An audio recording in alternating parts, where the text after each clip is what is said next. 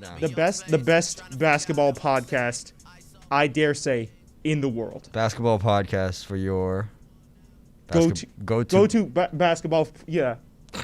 Your go-to basketball podcast for basketball's forecast. Your go-to podcast for basketball's forecast. That's right. There you go. How you doing, guys? Listen, we're really happy to be back in the booth. Let me get this mask situated and let me get this mic up to my mouth. That's right. How are we all doing? I'm doing great, man. Dude, we're back. I feel good. I just had my Starbucks. I had my coffee. Same. Yeah. Yeah, man. I did the little glass containers, you know? Oh no. The ones that not hit. the glass containers. Yeah, I know, the crack. Yeah, the absolute fucking like. The ones those have split up more families than. You know what? I'm not gonna make that joke, but. We're back. We're Starbucksed up. I had a venti. That's my usual go-to order. Yeah, you drink a lot of coffee, though. I do. Well, that's the reason I have so much energy. That's the only reason I can get so much done in a day block. Yeah. Is because I have Starbucks coffee. What time do you go to sleep at night? I don't. No, play. No. I probably go to sleep around. I've been going to sleep around 11, but I need the help of melatonin. Actually, I took 2 last night. I took 20 milligrams, and even that, it took me a while to knock out. So I'm getting a little bit worried, actually. No, I mean, well, you just gotta. I gotta get into a rhythm, yeah. Yeah. Sometimes when I think I'm not gonna go to sleep, I just pop 2 Advil PMs and then just like die. Well, you know what? I think it's what it is. It's some of those like late night editing sessions. Yeah. That really really messed me up. Yeah. Like irrevocably. It happens. But I'm slowly righting the ship. Now I usually go to bed around 11. That's good. That's really good. Yeah, I try to get in bed around 12:31. And bro, people talk shit. They're like, "Why do you go to bed at 11? You're such a dad." I'm like, bro, I'm just tired. Like, I've done so much today. I'm taking care of my kids. I'm taking care of my kids, the baby, the podcast. That's right. My other kid. You tell them, man. Yeah. And schoolwork on top of that. On top of the fact that I worked out. Not to get too off topic. We'll get into basketball in a second. But I worked out yesterday. Yeah. For the first time in a gym because I didn't have enough money to go back to the gym when I was in quarantine. Right. And, bro, like, I was surprised at how much I could bench. Really? Yeah, I did very good. 45 and then 25 on both sides for 5. Really? Yeah. That's very good, actually. For the first time in a year. That's awesome. That I benched. That's more than I can bench. I was actually pretty astounded. And that's after I did 150 push-ups. The beginning of this podcast is really just me bragging about how much I work out. That's right. Well, I mean, what else would it be, you know? A basketball podcast. Yeah, well, yeah, we'll get there. Yeah, we'll get there. But, good day yesterday. Yesterday was a good day. I can agree with you there. A lot of firsts. Anyhow. We also have a good week. We had a good week, I should say, in the NBA world. That's right. We did have a really good week. We got All-Star voting to get to. We've got some controversy with the Mavs not playing the national anthem or trying not to play the national anthem. Yeah. We've got to get to – I want to talk about the Nets a little bit and their kind of rocky play as of late. And then we could talk a little bit about the Super Bowl because we didn't talk about it on Monday's episode. I did want to talk a little bit about the Super Bowl, but and then we'll get there. Yeah, we'll get to what we get. We'll get there when we get there. So what do you want to start off? Because I saw the All-Star voting on not Silent. Excuse me. I did go against Sidelinesources. I went behind their back. I went to the score for the MVP, not the MVP. Excuse me, the All-Star votes. Oh my gosh. But they had an updated list of the front courts and back courts for each conference, and I have it on my phone. If you want to get to that first and give your honest. No. I mean, I was looking at it the other day. I saw Julius Randle was on it. Really? I saw Alex. At the top of the voting? No, I think he was like 7 in back in front court. Yeah, well, yeah, because I was gonna say the top 5 for each conference. God, this mask is killing me. I know. The top 5 in each conference is actually really interesting. It should make for a really, really good All-Star game this year. Yeah, except All-Star game's kind of.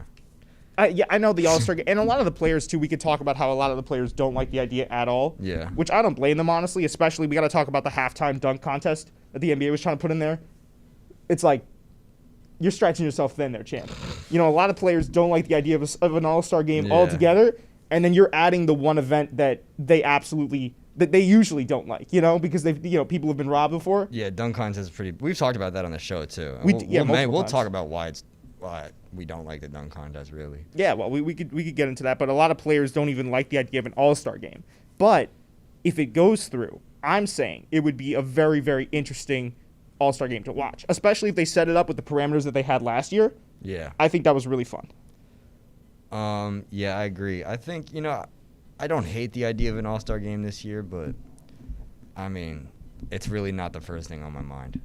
No, You know what I'm saying? no, it's not the first thing on my mind either. Getting these games that have been missed would be the first thing on my mind if I was ever. Yeah, because you could have used that 2-week period. The yeah. postponement games. Well, that would be unfair on some of the teams that have actually, because think about it, like Lakers, teams that haven't missed a lot of games. Yeah. They would get a rest while the teams that have make up for it. So while I do think that would be a good chunk of time to get all those out of the way, it would also create, I feel like, an unbalance. Or maybe they just do like a tournament or something in lieu of the All-Star game to make up for those games.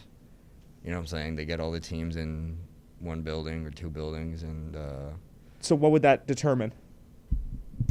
Your position in the tournament would help determine your seed at the end of the season in lieu of the missed games that you could have either lost or won. I would agree with that if it was at the end of the season, because if it's at the halfway part of the season, then it's almost like if you do that, you're kind of almost negating the records going past that point. That's you know what I true. mean? Yeah, that's true. So there's just so much to think about logistically. Maybe because I'm not sure in actuality how many, like the most amount of games missed by a team. I'd have to say it's probably in the realm of 7, 8, maybe Yeah. getting up towards 10.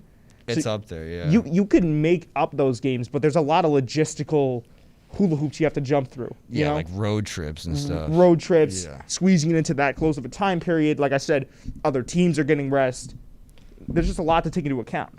I mean, it's just hard because no matter what happens, they're not going to be able to make up the games, all the games. Yeah. And on top of that, it's already a shortened season, so there are going to be teams getting robbed of playoff spots, and they're going to, you know what I'm saying, there's going to be some teams that are going to have a vastly easier schedule than other teams. It's just going to be very That's unbalanced. all the time too in the NBA. I mean, you get guys that have easier schedules. Yeah. You know? It's almost like there's, just as much as last season, there was you could put an asterisk next to the season. I mean, just as much for this season. You put in an asterisk next to this one? No, but last year was definitely a special season, and this one is too, just for different reasons. Last season was special because it got better towards bubble. the end. Yeah. This one is special because it started getting, worse. Kinda. I don't know. I wouldn't go that far. I want to see how the season plays out, but I thought you were going to say because it's a shortened season by 10 games. well, last year was kind of shortened too, but Yeah, no, the last year was shortened. I don't know. I don't think there's really going to be an from what I've seen, it's been really competitive basketball. it's been competitive basketball. I'm not saying that, but it's like it's not as fair as it could be. Yeah, that's for. It's not as fair as it should be. That's for sure. But in these times too, it's like you got to think: when are we ever going to get a truly fair NBA season going forward? There might be when the vaccines come out, but that might be a little bit down the road. At what point do you say, "Hey, this is the outlier"? At what point do you say that, and then you say, "Oh, you take that and you say, okay, well, this is just almost the new normal for a little bit." You know what I mean? Well, I think next season's going to be kind of back to where we should be. Because maybe next season they'll have maybe not 100% fans back in the stadiums yet, but I say full-length season, full All-Star game. Yeah, I heard that there was the vaccine was going to become. This is by the way, I don't know this to be true. I should probably have fact-checked this, but just since it's coming up in conversation, I heard either that it was one of my teachers said that it was coinciding with the school that he thinks it might clear up by fall, that they might have a widely available vaccine by then.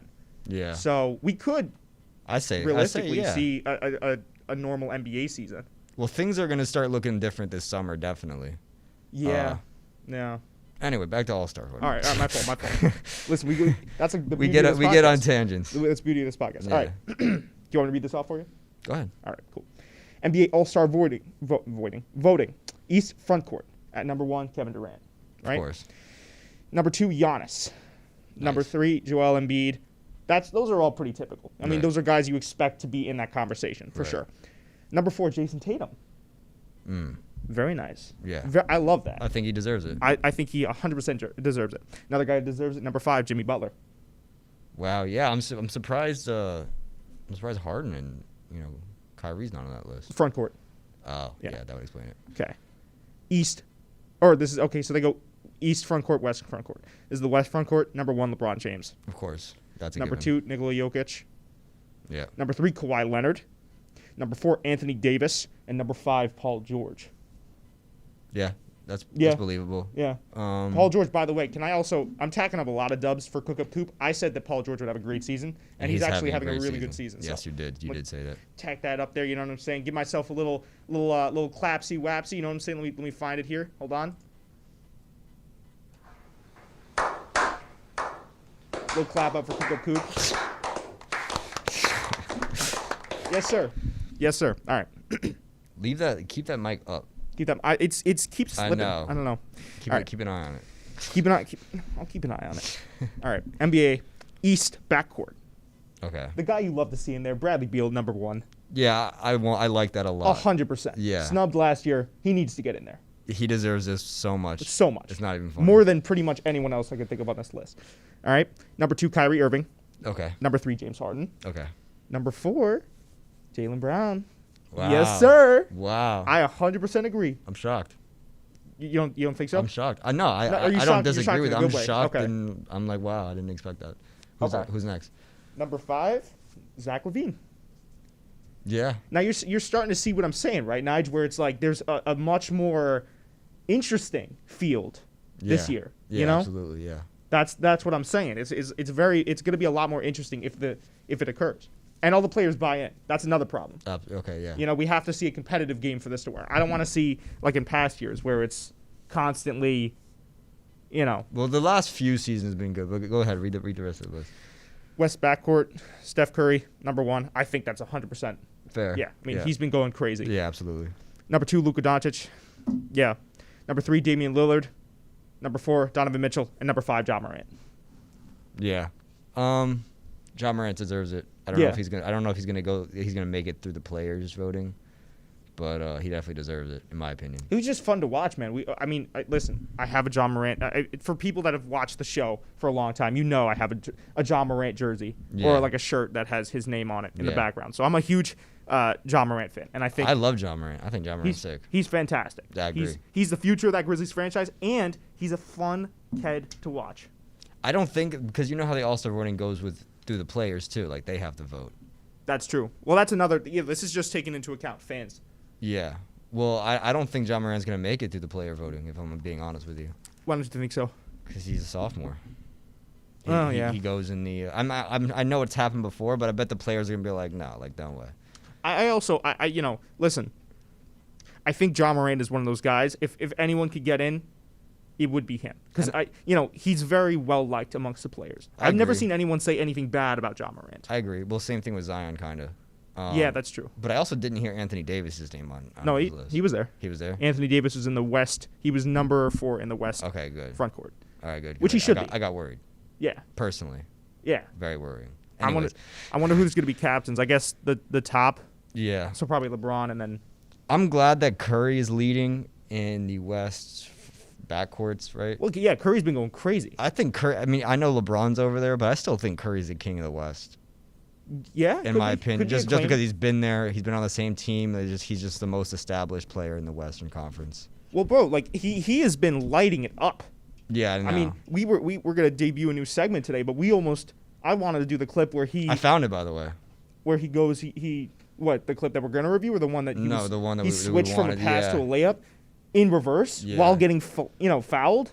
No. It was another one that I wanted to go. Oh, okay, all right. It was the Draymond one, remember? But Listen, whatever. We can bring it. Yeah. So yeah, no, he's been absolutely going bonkers. Yeah.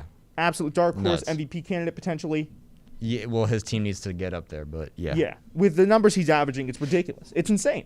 Yeah. No. He's the king of the West, in my opinion, at least. I'm a big LeBron fan. I love LeBron. Nothing against him. Anthony Davis, same thing, but. Curry, he's just been there for his whole career. He's been in Golden State.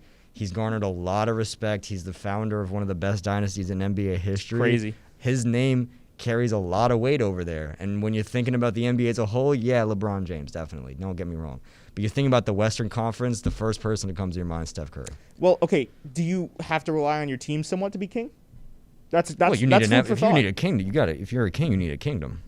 Well, that's what I'm saying.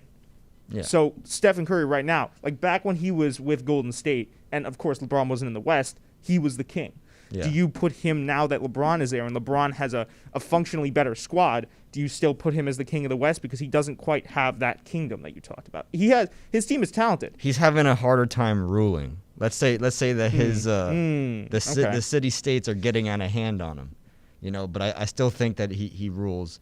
And once Klay Thompson comes back, he's going to rule with an iron fist once again. I mean, yeah, Klay Thompson could make that difference because right now at shooting guard they go. If 16-year-old me heard me saying that right now, Yeah. I'd actually probably just strangle myself. Oh yeah, because we I used to hated the Golden State Yeah, Warriors. we all used to hate the Hated Golden State. No, but it's weird now that I feel bad for them. You know what I mean? Yeah. Like it's weird that I feel bad for the Golden State Warriors. Yeah, definitely. Well, I also just I always acknowledge that they played the cleanest basketball They're of all so time. clean. Of all time. Yeah. Not even close. No one gets close. Just the best off-ball movement, the best passing, the best team basketball, the most purest. They changed the game forever. They turned it into a three-point game, which before it wasn't. Yeah. Well, they were definitely instrumental in that switch that we're already starting to see. Yeah. But going back to what I was saying, I think if you real quick, I just want to. No, yeah. Andrew Wiggins at shooting guard, you replace him with. I mean, Yeah. get him out of there. Yeah. And you put Klay in there. Yeah. I want to see how Klay is because now he's injured both legs functionally. God, man, this is Mike. Yeah, we gotta get that fixed one day. I'll talk to the guy. I'll talk to our guy. The guy. The studio technician. No. Did we? We didn't even put the on-air. We didn't. Go ahead. Slot it on. We did it for the gram, but we didn't do it for the I know, it's the on the actual gram. podcast in I which someone know. could walk in. Well, But they better not. they better. Well, honestly, They best watch themselves. if you walk in without checking the window, that's on you.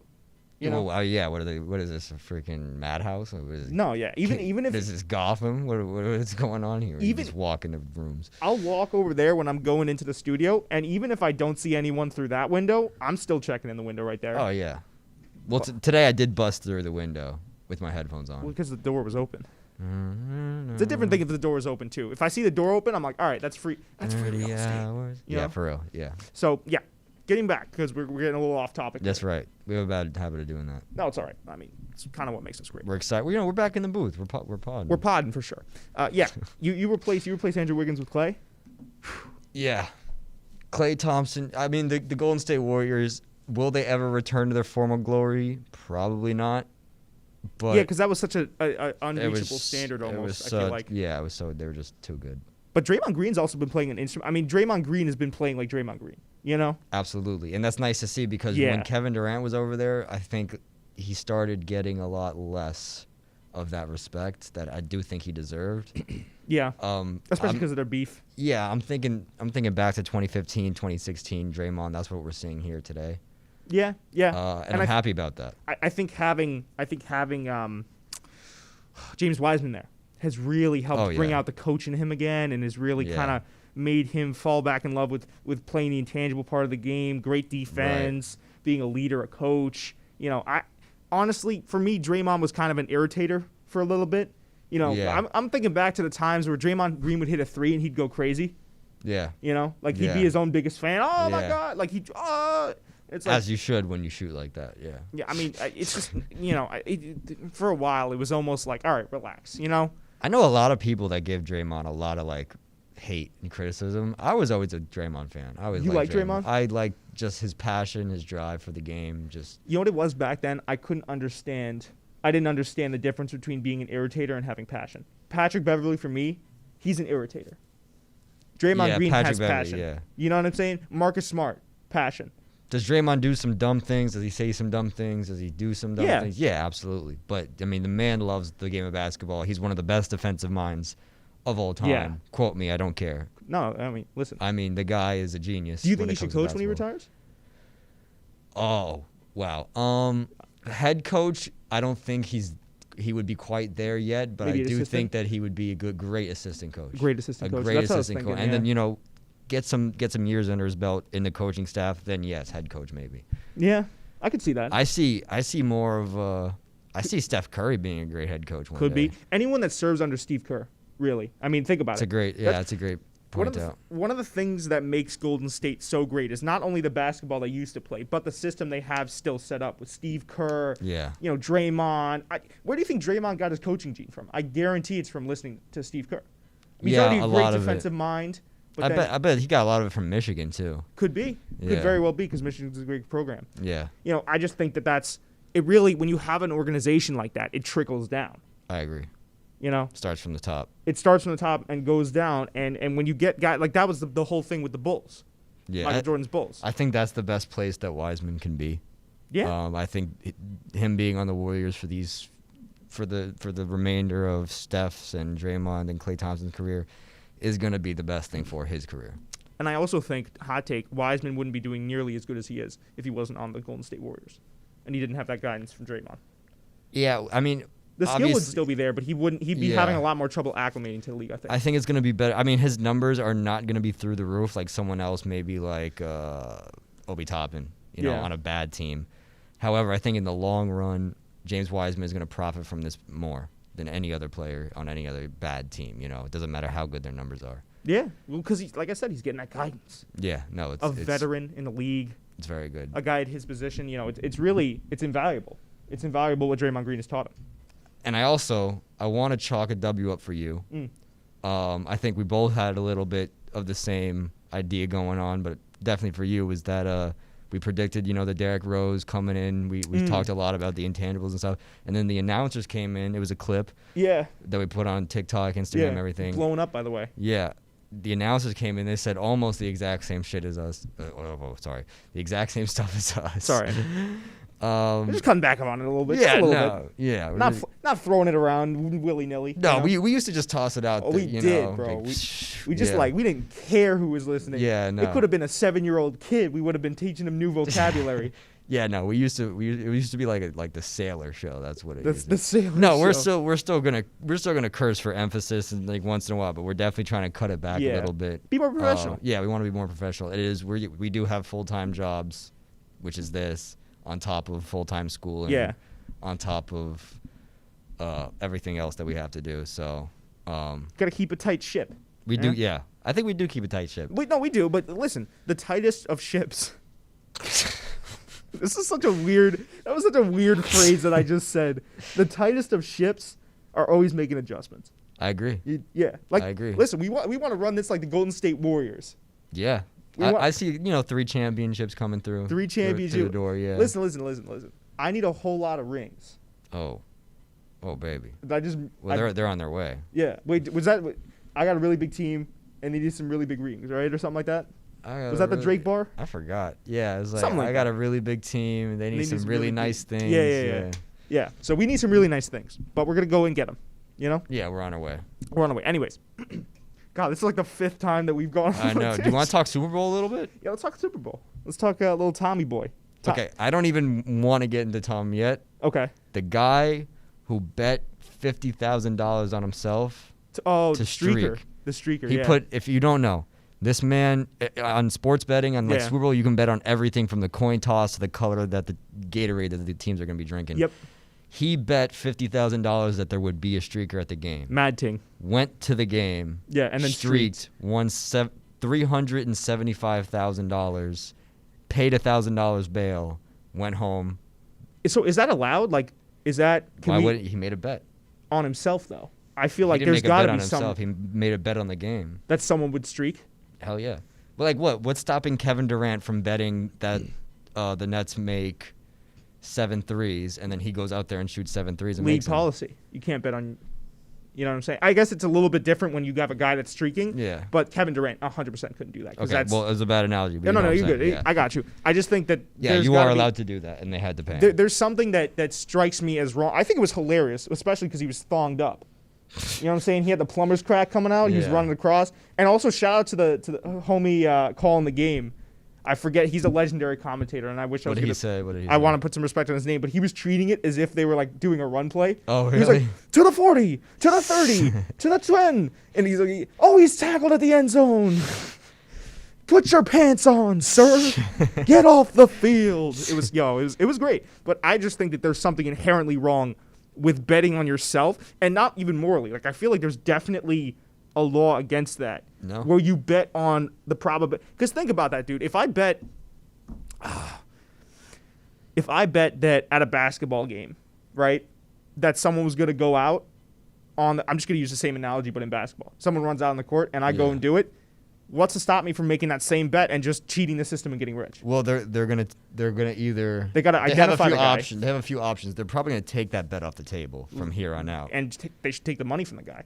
No, that's gaming this. Nah, that's gaming the system. He made a bet. You made on a bet, himself man. that he knew he was gonna cash. Coop. If say he didn't make a bet to the establishment, because I know you're like brainwashed by like the establishment, right? Okay, so listen to me. No. No. Don't put that out there. I'm not a shill. Say you bet me $50,000 that there would be a streaker at the game, and at our podcast, and we shook on it. Yeah. You know what a shake means, right? Yeah. Okay. It was bond. Then you go out and streak. It doesn't matter. I still got to pay you. We made a deal. We made a bet. You didn't. I never specified that you couldn't go and streak. I never specified that. We made a bet. We made a deal. That's how it works. Now, in the future, they're going to take it off the table. Definitely. Either that, or they're going to limit how much money you can put on it, or either that, or they'll up like the fine. A handshake though is different than going to an organized institution. Which, by the way, I mean, shout out to the guy. I'm not hating on him. If you can listen, those are set up to get money from people. So he really just gamed the system. My whole thing is like, at least make it so that it's a little bit up to chance, right? Like, I'm gonna I want to bet how much did $375,000? $50,000 to win $375. Okay, $50,000 that there's gonna be a streaker come out of the field and that he jukes out 2 security guards and gets to the 20-yard line. That's not. You can't bet on that though. But you could bet on anything in the Super Bowl. You can't bet that. You could bet that the streaker is going to run. You either bet that there is a streaker or there's not. Clearly, the rules were bent because a guy bet that there was going to be a streaker and then just went out and streaked. The bad part is that he went and told people. Like if we never caught wind of this, that would still be a bet. A and B. Also, because security probably would have profiled him, right? But then they wouldn't have made the connection. No one. There's nothing that says you need to come out. The guy should have kept it off social media. Straight up. I get he was really happy. I probably would have thrown it on social media too, just for the lulz, But the lulz, the raffle of my fouls. But like, if we're being honest, like, no, I mean he made a bet. It was a fair bet, and he won. He made a fair bet. He won. No, that wasn't a fair bet, man. Yes, I can't cop to that, bro. I can't cop to that. Yes, it was. No, I feel like if he had sent one of his friends out to bet, that would have been even better. No, he didn't need to do that. No, it's just so foul. I guarantee, Nige, we're going to see how this plays out. I guarantee he doesn't see a lick of that money. I bet you he already does. He has the money. They're going to take it away. He used some of it to get out of jail. Cool. That's fucked, bro. Bro, listen. Oh my goodness. I'll give you a quick example before we talk about the actual Super Bowl. Jesus. Okay. Man. I used to have a basketball coach, who would stand on one side of the floor and bet a kid $5 that he could make a shot in the basket. What level was this? High school. It's high school. No. It's just a joke. Okay. He would stand at the free throw line on one side and bet that he could put the ball in the basket, and he's looking all the way across the court. Okay. He bets the kid. He shakes his hand. He turns around and he floats it up and puts it in the basket right behind him, one that's like 3 feet away. The bet was that he could make a basket. That was the bet. There was no specification which basket it was. The guy never specified that it couldn't be him. Are you Googling it? Yeah. I want to see where he bet. Tries to collect $375K but gets shut down by Sportsbook. I told you. I told you, bro. I told you. Did he get shut down by Sportsbook? There's no way he sees a lick of that money. Did he get shut down by Sportsbook? Yeah, he got shut down by Sportsbook. He just shouldn't have told anybody. Oh, that's where he fucked up. But I'm saying they're not going to let that fly. They're not. It's different. Like I get the joke. He made a bet. He made a bet on himself that he knew he would cash. So what? That's intrinsically. Listen, dude, I would 100% do that if that's something you could do. But there's no way that sportsbooks are going to just let someone walk away with $375K because he knows that he's going to do that. You know what I'm saying? I want to apologize because I was wrong. I thought he already had the money. I mean, or maybe he did have the money at one point and they took it away. Coop, you were right. He probably did have the money, honestly. You were right, though. You were right. They weren't going to let that fly. I think they should have let it fly. I would have let it fly. I would have just put the rules and procedures up. I mean, yeah, well, there's 2 ways you could handle something like that, Yeah. Just let the guy have his money. But I feel like, do you almost respect the balls, the cojones that it took to go out and do that? Oh, my God, yeah. Because I saw the crunching tackle by the security guard. Bro, I'd do much worse for much less money. I'm not joking. All right, I I'm do gonna much listen. worse for much less money. That's for another pod. That's for the other. Yo, pod. once we get popping, and then we get a Patreon, so we can say whatever we want. That's Yeah. when the wild stories it'll are be gonna fly. it'll be up there. Yeah, Yeah. no, I'll go through what I do for that much money, and it's a long list. All right, yeah. I mean, I don't know. Maybe I'd have to see what my list is looking like because I've never thought about. I thought about what I would do if I got that much money just based off of hard work. Yeah. Probably the first thing I'd do is pay off like some of my friends' college tuitions. Well, yeah. Well, my Real tuition shit. first. Yeah, definitely. Then Well, yeah, you know, 'cause- help my other friends out. Yeah. Yeah. Well, no, yeah, that's true. I'm too selfless, man. No, It's a I feel cutthroat that. business we're going into. I gotta be Yeah. cold. Want to talk about the Super Bowl? Okay, yeah, let's do it. It was a runaway. We Yeah, all knew that. I stopped watching after the third quarter. Yeah, I mean, halftime show is good and everything. I like the Weekend, but it was a Weekend runaway. really killed it. Tom Brady came out, 7 rings, greatest of all time, Goat no stuff. question. Goat. Yeah, he was throwing the freaking trophy on the boats. Even with that, he's accurate. Yeah, I mean, it was ridiculous. It Tom almost- Brady's ridiculous. It almost looked like he turned the clock back in time. You know, He was playing well. He was playing him very and, well. Him and Gronk. It was like vintage Yeah. TV to Gronk connection. Well, that's what they're known for, man. That's what they do. I know a lot of people were upset about the calls. One of my roommates bet some money. He was pretty upset about that. Yeah. I do think that the Buccaneers went out and they were the better team. Oh, 100% However- on every side of the ball. Yeah. However, I do think that the Chiefs kind of got a little bit of the short end of the stick. Yeah. I think Patrick Mahomes played really good. The only thing is that no one was catching anything and they weren't getting any calls. Well, here's the thing. I liken it to this because my dad's one of those sports fans where he'll watch and be really loud about it. So, Okay. of course, it's really annoying. And he goes, oh, they're getting caught up because he's a big, I guess, like for, the one time he watches football per year, he's a big Chiefs fan, right? So he's, oh my God, there's all these calls. They're playing sloppy. I said, Dad, how would you like to suit up on the field? I said, go suit up on the field, right? Yeah. And go try to defend Tom Brady, Mike Evans, Chris Yeah. Godwin, Gronk, Antonio Brown for an entire 60-minute game Yeah. and not make any defensive mistakes. Yeah. And I'm pretty sure there were some calls on offense as well. But They were mostly on getting a offense- lot of calls. On They were offense, getting the a lot of O-line was just non-existent. But Yeah. defensively, it's so hard to check those guys. And it's just one of those things that nobody understands. It's like, yeah, sure, they didn't get calls going their way. But mostly, I feel like that's due to the fact that they're just so hard. The Buccaneers, the way they are now, are just so hard to check. Yeah, I agree. I'm sure when I play like football, because we'll go out to the field, we'll just throw the football around, and everyone wants to play cornerback, corner, and then wide receiver. That fun little drill where you try Quarterback, to corner, and yeah, wide receiver. Yeah. that's what I'm saying. So everyone wants to try to like cover their friends, right? Right. I'm sure I've hacked the shit out of people when I'm covering them. Oh yeah. And- Well, that's what makes it fun. That's what makes it fun. But also, I'm saying I don't even play obviously near the professional level. Yeah. Not even Where close. guys like Tyreek Hill, and I know he's on the Chiefs, so it's not the best analogy, but like guys like Tyreek Hill, Chris Godwin, like Yeah. those guys are fast. They're elite. They have Right. elite athleticism. Right. It's just tough. Yeah. It's tough. Yeah. No, definitely.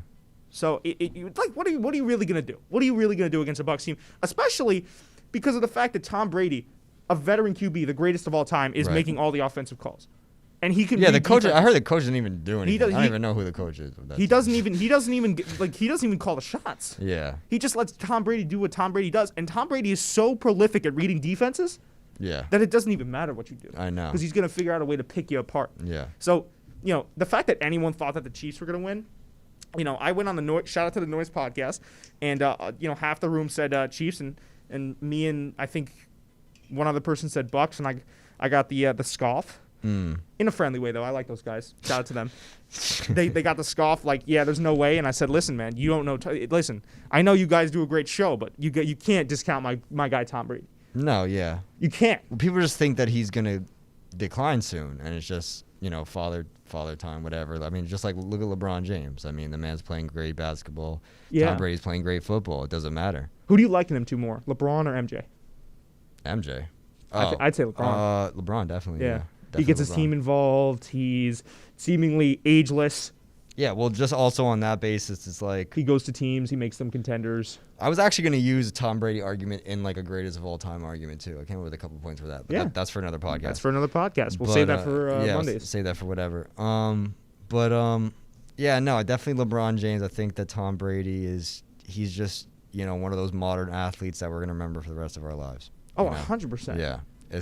He's going to go down in history. When you think of football, you think of Tom Brady. Think of golf, you think of Tiger, Phil Mickelson.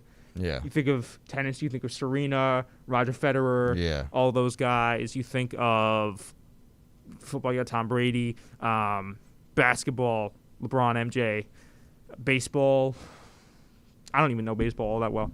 Derek Jeter, Mickey Mantle. I don't know. Babe Ruth. Yeah, there you go. But so I think it was. Listen, if you were a Tampa Bay fan, great game. If you were a Chiefs fan, horrible game. If you didn't really have a horse in the race like me, average. Yeah. Average. Would have loved to have seen more of a competitive game, but you can't always get what you want. Yeah. Yeah. That's just the short and simple of it. That's true. I don't even think that's a term. Well, I mean, speaking of tough, Tough. I want to talk about that Trae Young play. That was pretty tough. Okay, let's pull this up. Tough in like a bad way, though. It was tough for Trae Young, especially. I don't know if you know, he got fined $20,000 for chewing the ref out after that play, for a play that he flopped on. Yeah, pull over. Yeah, I'm gonna scoot up over. Hopefully here the real quick. camera can still clock you. Should we talk to the camera people? Okay. Yeah. All right. So, the play at hand is the last play of the Atlanta and Dallas game. This was this past Wednesday. It was 117 to 118. Dallas, by one. Dallas was up by 1. Atlanta had ball. And they're inbounding, 4.7 seconds left on the clock. Right. And so we were looking at this a little bit last night. We think that Trae Young, there was definitely a play there, right? I'm going to put this down a little bit just so people can still hear our voices. Let me just see how this sounds. Right. Okay, that's perfect. So, okay. Herder's inbounding. You got Collins. He's going to try to, off of a Trae Young screen, cut. Right. Go ahead. Let's just see how it plays out real quick. Yeah, let's play it out. Young standing at the elbow. Okay, there's the Trae Young goes down. There's nothing left to do but throw up a wild shot with 2 seconds left in the clock. Not that wild a shot. I actually disagree with you. Because if you look at it from a different angle, which we'll see in a second, it was actually, he created a lot of good space. And then, listen, Luka absolutely launches that ball. But he won the game. So. And then Trae Young gets fined $20,000 for that. Well, he thinks that he should have had the call, but I think it was no call. I think it was obvious flop, in my opinion. Well, it's an obvious flop, and it was also just, he put himself in that situation. Yeah. Like he set up the screen. I also have a theory about this play, right? I think that if you see, let me just see here. So if you see right here, one sec. It'll replay in a second. So you see here, right? Yeah. Trae Young sets a screen. Collins cuts. Now a lot of people are looking for Huerter, to lob to a cutting Collins. I think if you look right there, Gallinari, coming out to the corner. I think the play could have been a double action where Trae, see how he gets both those guys? Yeah. With one screen?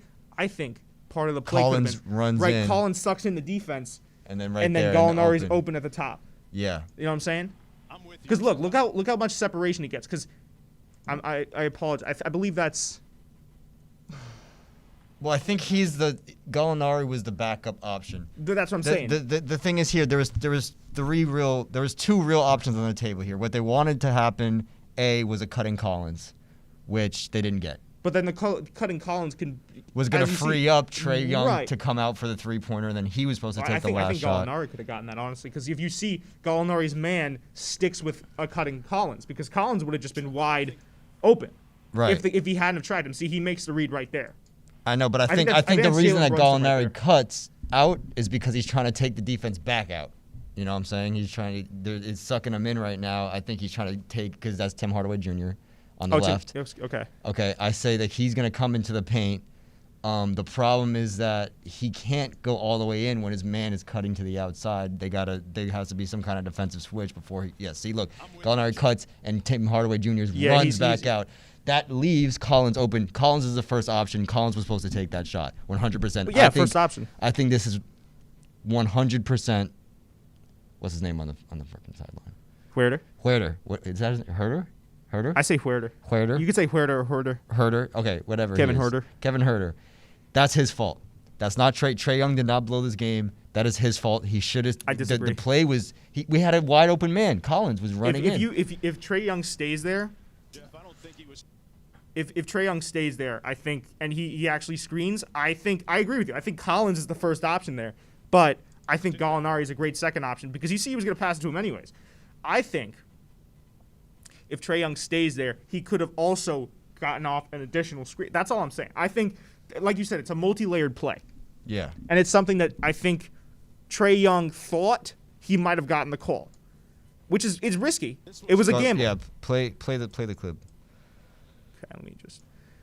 Because Trae Young, the original play, I guarantee him... Set screen. He screens Willie Cauley-Stein. Zach Collins cuts.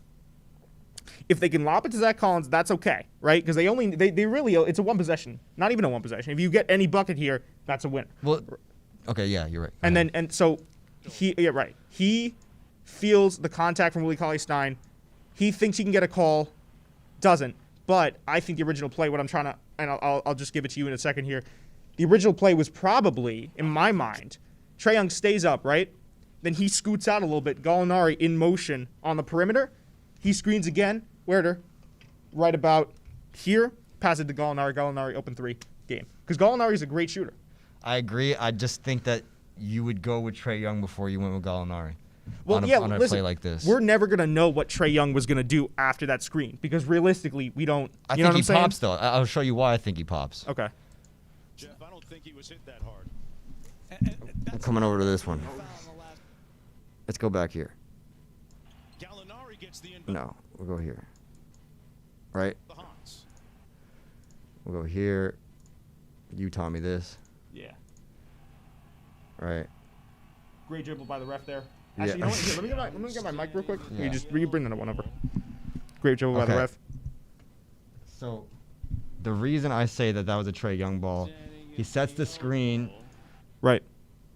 He has one man popping out there with following Collins. And you think that'd be a perfect opportunity for him to Trae pop Young out to for pop a out, three. get a three. Yeah, I can But see I don't that too. even think they needed the reason I think that Collins is number one option is because they didn't need the three to win. Right. They needed a Right. two. Well, I think And it's.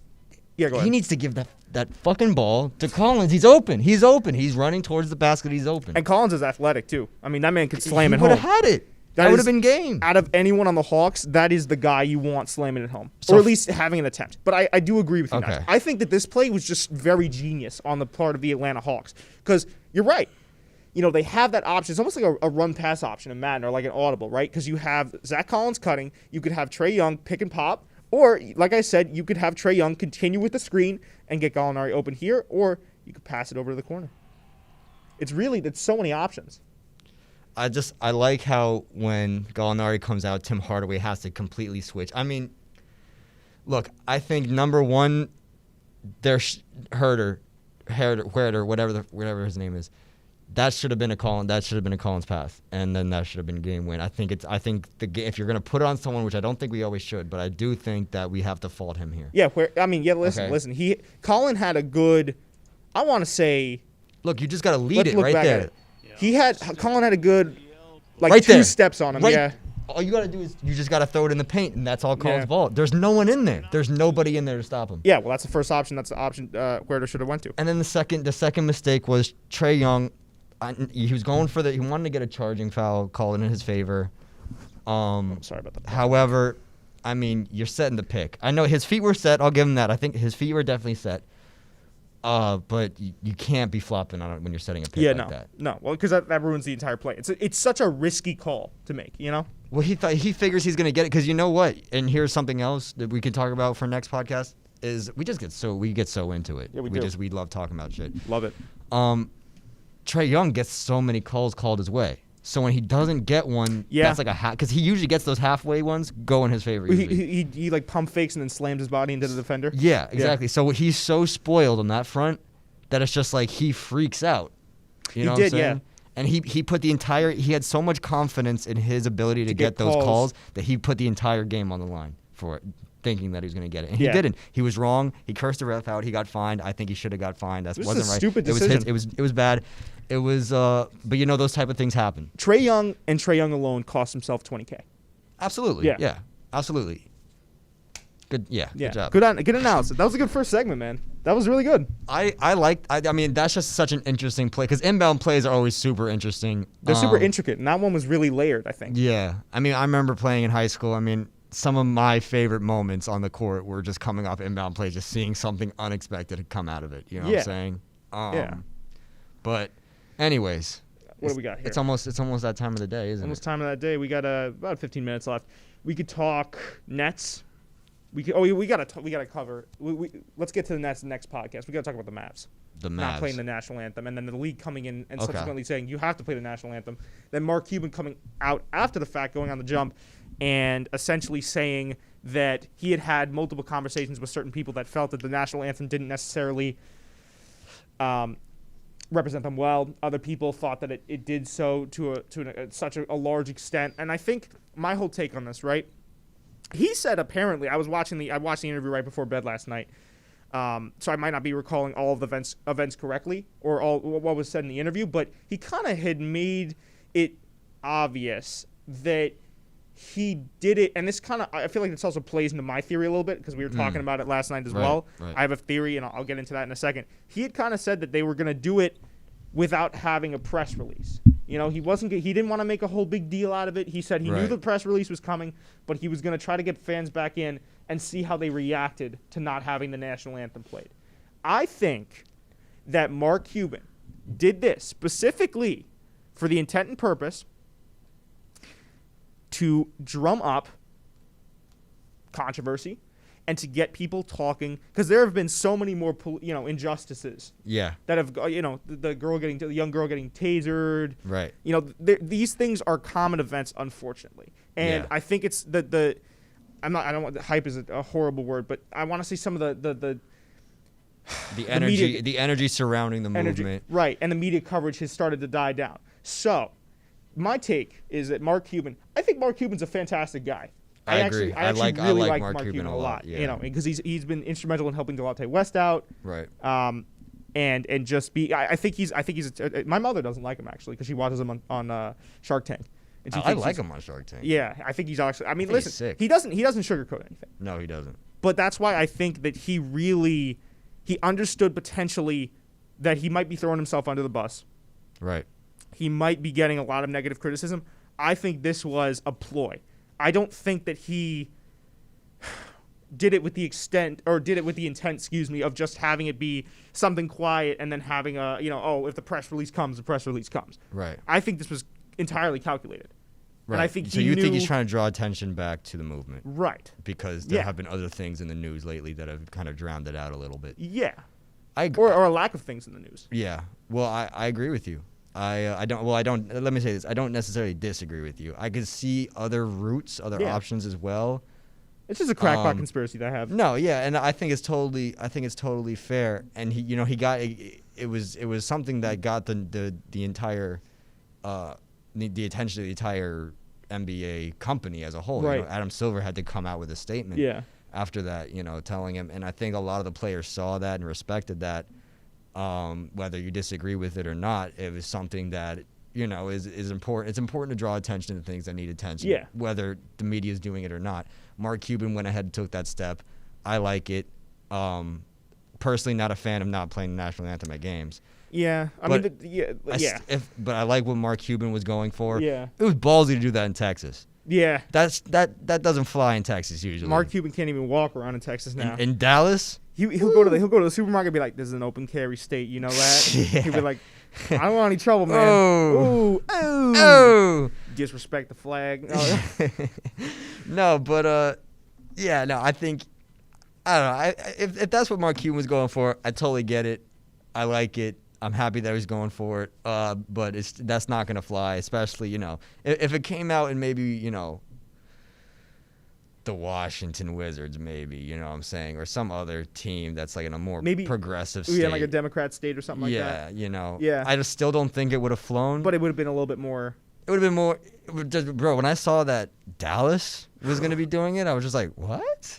I was like, he's really laying his life down here. He was sacrificing something. But in the Toronto Raptors arena, they play the Canadian national anthem. And they also play I believe they also play the American national anthem, right? So you got to figure, whatever's happening in America is happening in America, obviously. Right. Whatever.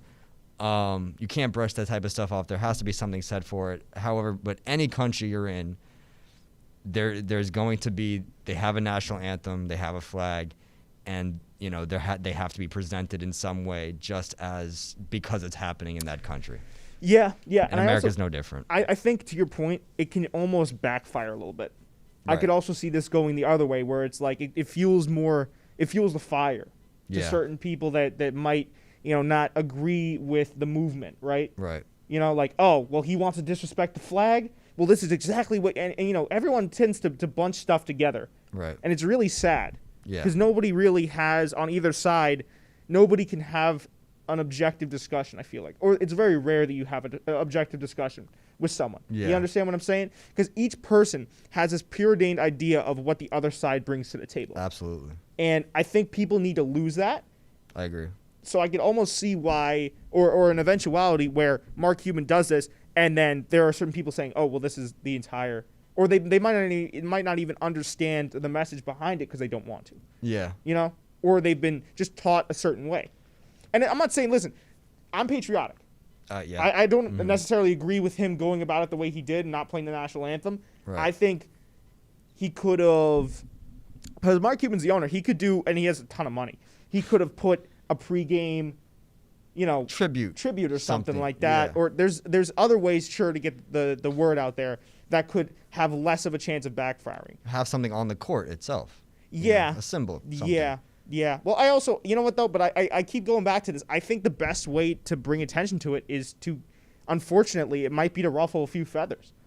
Yeah. Well, you know what? I think it's important to look at everything with a positive light. And if something good can come out of this, more power to him. If what you said is true, which I hope it is, and I really like your theory a lot, by the way. Yeah. Good job. I hope it is true because I want Mark Cuban to be like that good of a guy. And if your theory is true, then all we're doing is bringing light back to something that needs more light, and nothing bad can come out of that. Yeah, and we don't like to get too political on this podcast, No, but I think we specifically try to avoid it. yeah. Actually. Well, sometimes you have to dip into it because now sports and politics have interjected more than any other time. I feel especially in the NBA. Yeah. I don't want to say any other time in history because I don't want to make a claim like that. That's unsubstantiated, without knowing all the facts. But Yeah. I feel like right now it's a lot of sports, as with all things, are very politically charged. Yeah, absolutely. But I mean, Mark Cuban, I'm gonna be looking at you to see how this plays out. I hope you're okay. I hope they don't, gun you down in Texas. Mark Cuban, I love you. Mark Cuban, bro. Mark Cuban. I love his. Mark Cuban. Daddy, chill. Mark Cuban. I love Mark Cuban. I think he's so cool. I think he's a sweetheart. I like those kind of characters though, like the Simon Cowell characters. But who's the chef in Hell's Kitchen, whatever. Gordon Ramsay. Yeah. Love Gordon Ramsay. Love Mark Cuban. Well, the thing with Mark Cuban is, he's the best type of person I feel like to give you advice because he doesn't bullshit you. Yeah. He doesn't sugarcoat things, but Right. at the same time, he does it with love. Yeah, and I think he genuinely wants the best outcome for every situation. I think he's a really he's all up there. He's 2 steps ahead. And you know what? As far as owners go, great owner. Yeah. Great owner. Yeah. Luka Doncic. Yeah. Dirk Nowitzki. Yeah. Got Porzingis over there to play with Luka. I'm not necessarily going out and saying that there's a chip within the next 2 years, but the man knows what he's doing on in the basketball. It's a talented Mavs squad for sure. They've definitely underperformed a little bit this year. Well, Mark Cuban did something that is not many owners have been able to do, which is he brought a culture to the Dallas Mavericks. The Dallas Mavericks have an image, and they're known for something. You know, is they're talented European players. Yeah, they're the Euro squad. Right, and they have an identity. And there's a lot of teams out there that don't have identities. I can name a few, but I don't want to offend anybody. We've already gotten slightly political on this podcast. It's that, and it's just like there's so many teams that just don't have identities. The Knicks are working on it. You know what I'm saying? The Lakers have an identity. The Celtics have an identity. But besides that, who else? The Dallas Mavericks have a really good identity, I feel. Yeah. The Clippers' identity is being worse than the Lakers, for Christ's sake. That's crazy. And we're and Mark Cuban, in this time span that he spent with the Dallas Mavericks, has been able to bring a culture to that team. I think that's something that takes a lot of skill. That's his entrepreneurial background too. I agree. That's just the way Mark Cuban does things. He's fantastic. Yeah. All right. What else? I think that's all for this episode. Do we want to open up a OnlyFans for the podcast? Yeah, actually, it's gonna be me and Coop making exclusive content together. Yeah, no, fuck. We're going straight through Patreon, just going straight to OnlyFans. Yeah. Weirdly enough, don't shy away from the conversation. Not like we're gonna get canceled for the. Funnily enough, a lot of people that have listened to the podcast have demanded a spread in the floor OnlyFans. Is that true? Yeah. Well, I wouldn't. I mean, listen, we might have to call it spreading the cheeks. Well, it wouldn't be any. What? Come on, man. No. No, I think though that at some point I definitely want to try a Patreon. I think a Patreon would be really cool. Yeah, but I it think wouldn't. Patreon would be really cool. If we did open up an OnlyFans, it wouldn't be any sexual stuff. It would just be us chopping it up about basketball. I'd rather do Patreon. Yeah, Patreon's better. A lot of guys have listen. We'll have this last 4-minute discussion real quick. A lot of people have the podcasting scene has opened up, so I feel like Patreon is one of those avenues. Especially our guy Joe Budden over there. Yeah. A guy that I model almost the way I do things a little bit after. I will say though. Yeah. He is. I think Patreon is good. Go ahead. Sorry. No, I was gonna say he's very talented. So I agree. And yeah. he's definitely thinking 2 steps ahead for the podcast scene. I think Patreon is good. I think it's really good. But what we don't want it to happen is that it comes off like we're in it for the money. Yeah. We're not. We're in it because we love doing it. However, if we could do it as a full-time job, Yeah, that's what exactly if we what could we put want, right. more money into it, if we take money from Patreon and we were going out and buying clothes, that'd be different. Right, but we're not. We take the money from the podcast. Right. We put it. We're saving up for mics. We're trying to set up a new studio. Yeah, we are. We love this studio. Don't get me wrong. It's professional. It's the best thing ever. Yeah. All the bells and it- whistles. and it changed our lives. However, 100%. if we could do it on our own, out of our own studio, a personal studio, even better, in my opinion. Yeah. So that's what that type of thing would go for. We love podcasting. We love doing it. We're doing 2 episodes a week, and we have a lot more in the plans. I promise. Yeah. Um, You guys haven't seen anything yet. but yeah, we're definitely, there's a lot of things like that coming out, and we're talking over in the works and stuff. Yeah. Well, I mean, we've already we talked about it a little bit. I definitely Yeah. want to maybe sometime this. I'm thinking semester, but we'll it's tentative. It's tentative, so take everything we say with a grain of salt. I Right. definitely want to try some stuff outside of the podcast. Oh yeah, You know? 100%. Yeah. Yeah, it's coming. That type of stuff is definitely on its way. So give us feedback, guys. Let us know what you want. On Yeah. air, off air, doesn't matter. If you like the slightly shorter episodes from an hour 30 to just an hour, let us know. If you want more, let us know. Absolutely. If we feel like we're not covering enough on the pod, let us know. Let us know. Let us know. You know what I'm saying? So, yeah, I think for today it's good. Thank you. It's a good one. My name is Nigel Petty Fernandez. And I'm Jacob Cooperman. Peace, guys.